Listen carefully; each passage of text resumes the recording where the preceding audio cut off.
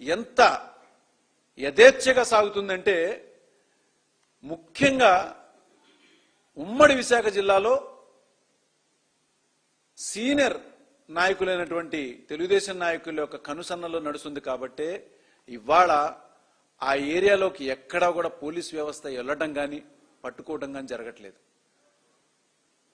మరి ఇంత యథేచ్ఛగా జరుగుతున్నటువంటి ఈ డ్రగ్స్ వల్ల మరి యువత భవిష్యత్ ఏం కావాలి? మరి హోమ్ మినిస్టర్ అనిత గారు ఏం చేస్తున్నారు? పోలీస్ వ్యవస్థని దేనికి వాడుతున్నారంటే మనకు తెలిసింది ఏంటంటే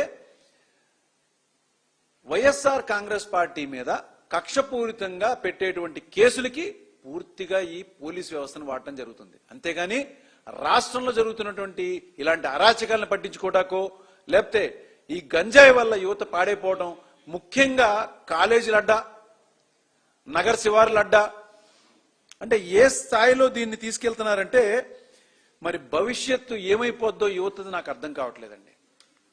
చాలా మంది నాయకులు ఏం చెప్తున్నారంటే మేము వచ్చే ముందలేమో మేము గంజాయిని అనేది యథేచ్ఛగా దాన్ని జరిగినటువంటి గత ప్రభుత్వంలో దాన్ని మేము అరికడతామని అన్నారు. ఇవాళ వాళ్ళు చేస్తున్నది ఏంటిది?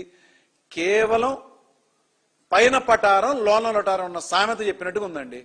ఏంటంటే మేము చేస్తాం చూపిస్తాం అని చెప్పినటువంటి మాటలు చేసేసాం. అంటే 75 సంవత్సరాలు ఉన్నటువంటి చంద్రబాబు నాయుడు గారు ఆయన వయసుకు కూడా ఒక్కసారి అరే నేను ఇంత యథేచ్ఛగా అబద్ధం, ఇంత నిస్సిగ్గుగా నేను అబద్ధాలు ఆడుతున్నాను అనేటువంటిది కూడా ఆలోచించుకోవట్లా. డ్రగ్స్ ని మేము అరకట్టేశాం. మరి అరికట్టేస్తే ఇప్పుడు జరుగుతున్నటువంటి దందాలే. మరి ఢిల్లీ నుంచి నూజివీడు రూట్ గా విజయవాడలోకి వచ్చి కొరియర్ సర్వీసుల ద్వారా కూడా హోమ్ డెలివరీ అవుతున్నటువంటి మరి డ్రగ్స్ అన్ని ఎక్కడ జరుగుతున్నట్టు? ఇది అరికట్టారా? లేకపోతే మీరు వెనకుండి నడిపిస్తూ మీకున్నటువంటి పబ్లిసిటీని మీరు ఈ విధంగా చేసుకోవటం ఎంతవరకు సమంజసం అని చెప్పని మేము ప్రశ్నిస్తున్నాం. అసలు పోలీసు వ్యవస్థని మీరు ఎందుకు వాడట్లేదు? వైఎస్ఆర్ కాంగ్రెస్ పార్టీ ప్రభుత్వంలో ముఖ్యంగా డ్రగ్స్ ని అరికట్టడానికి సెబ్ అనేటువంటి స్పెషల్ ఇన్వెస్టిగేషన్ బ్యూరో అని చెప్పని ఒక ప్రత్యేకమైనటువంటి ఒక వ్యవస్థని ఏర్పాటు చేయడం జరిగింది. దాని ద్వారా ఎన్నో చోట్ల ముఖ్యంగా యువత కాలేజీల దగ్గర ఎక్కడ యథేచ్ఛగా జరుగుతుందో, విదేశాలకు సంబంధించినటువంటి కూడా కొంత డ్రగ్స్ తీసుకొచ్చి ఇక్కడ అమ్ముతున్నారని చెప్పని తెలుసు, అన్ని కూడా అరికట్టడం జరిగింది. ఇంకా ఏపీ ఒరిస్సా బార్డర్లో దాదాపు 11,500 ఎకరాలు గంజాయి సాగుని మొత్తాన్ని కూడా పూర్తిగా పట్టుకోవడం, దాన్ని ధ్వంసం చేసి అక్కడ ఉన్నటువంటి గిరిజనులకి మరి వాళ్ళకి ఏదో ఒకటి ప్రత్యామ్నాయం చూపించాలి కదా అని చెప్పని 500 కోట్ల రూపాయలతో వాళ్ళకి వేరే పథకాలు, వేరేటువంటి అవకాశాలు చేసుకున్నటువంటి గ్రామీణ పద్ధతుల్లో వాళ్ళ అడవుల్లో సంపద అవన్నిటిని కూడా తెచ్చుకుని వాళ్ళు అమ్ముకోవడానికి, వాళ్ళ జీవనోపాధి గడవడానికి ఆ రోజున వైఎస్ఆర్ కాంగ్రెస్ ప్రభుత్వం చాలా పెద్ద ఎత్తున చేసినటువంటి ఆ యొక్క పనికి ఇవాళ ఆ సెబ్ని ఏం చేశారు? ఎంతో చక్కగా పనిచేస్తున్నటువంటి సెబ్ని వైఎస్ఆర్ కాంగ్రెస్ పార్టీ సెబ్ పెట్టింది కాబట్టి మేము దాన్ని తీసేసాం. పోనీ మేము పెట్టాము, మీరు తీసేశారు, బానే ఉంది. కానీ ఈ రాష్ట్ర భవిష్యత్తు పరిస్థితి ఏంటి? ఈగల్ అని ఒక సంస్థను వాళ్ళు పెట్టారు. ఈగల్ పరిస్థితి ఏం చేస్తుందో తెలుసా అండి? ఇప్పుడు ప్రస్తుతం దానికి సరైనటువంటి అధికారులు లేరు, దానికి ఒక టీం లేదు. ఒక మాటలో చెప్పాలంటే ఈగల్ అనేది ఏంటంటే మనం గ్రద్దం చూస్తాం కదా, పైనుంచి అన్ని ఏం జరుగుతుందో చూసుకుంటే అదే జరుగుతుంది. అంటే యథేచ్ఛగా సాగుతున్నటువంటి ఈ యొక్క దందా సరిగ్గా జరుగుతుందా లేదా అని రిపోర్ట్ ఇవ్వడానికి అంటే ఒక డ్రోన్ లాగా ఆ యొక్క సంస్థ పనిచేస్తూ చంద్రబాబు నాయుడు గారికి కానీ ఇంకా వాళ్ళ లోకేష్ గారికి కానీ వీళ్ళందరికీ కూడా ఆ రిపోర్ట్ ఇవ్వడానికి మాత్రం ఆ యొక్క సంస్థ పనిచేస్తుంది. ఎందుకంటే డ్రగ్స్ అనేది ఎక్కడో బయట ఎక్కడో రాష్ట్రం సరిహద్దుల్లోనో ఎక్కడో జరిగింది కాదండి. స్వయంగా చంద్రబాబు నాయుడు గారి కుమారుడు లోకేష్ గారి కాన్స్టిట్యున్సీ మంగళగిరిలోనే డ్రగ్స్ దొరకడం కూడా మనందరికీ తెలిసిన విషయం. చాలా బాధాకరంగా ఉంది. అంటే మీరు ఏం చేయదలుచుకుంటున్నారు? ఈ రాష్ట్రాన్ని ఏం చెప్పి మీరు రాష్ట్రంలోకి వచ్చారు? ఏం చెప్పి మీరు అధికారంలోకి వచ్చారు? ఇవాళ మీరు ఏం చేయదలుచుకుంటున్నారు? అసలు ఈ యువత వాళ్ళ తల్లిదండ్రులు ఎంత ఆందోళనకు గురవుతున్నారో తెలుసా?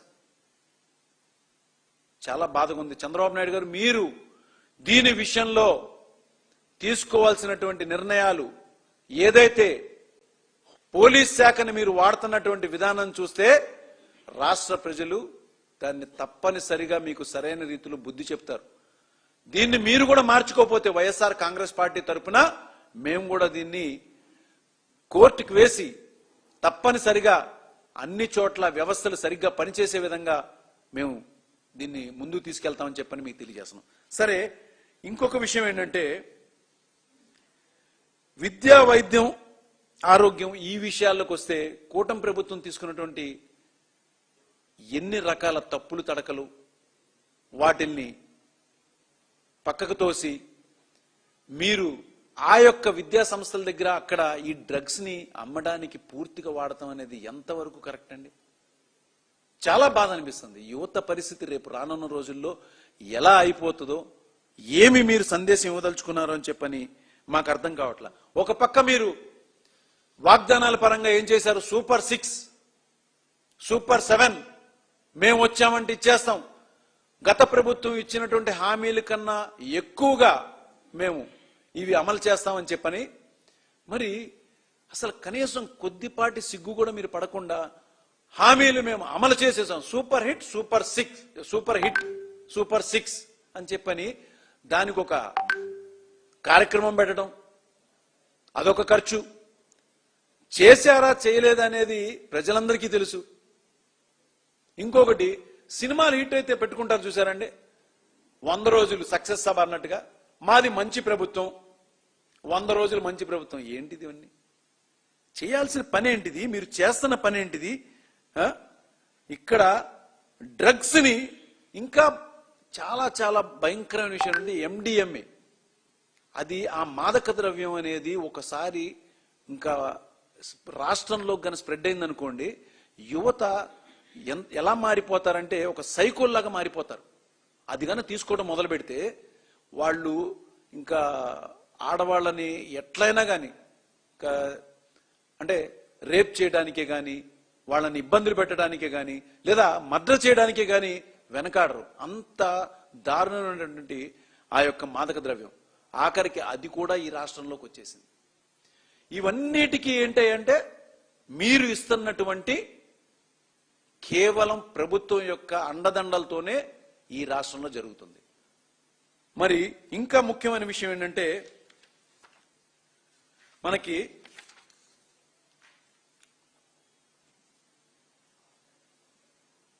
రాష్ట్రంలో ఎన్నో కేసులు నమోదవుతున్నాయి. ఏది? శ్రీకాకుళం జిల్లాలో దాదాపు 36 కేసులు, ఉమ్మడి విశాఖలో 413, ఏలూరులో 17, పశ్చిమ